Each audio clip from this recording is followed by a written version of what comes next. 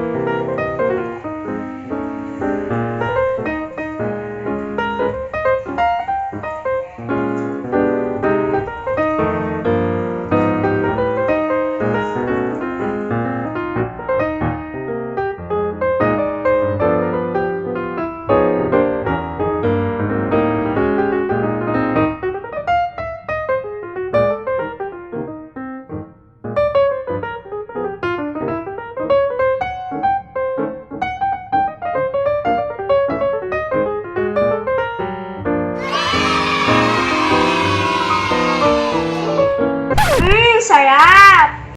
Ulit. Sarap guys!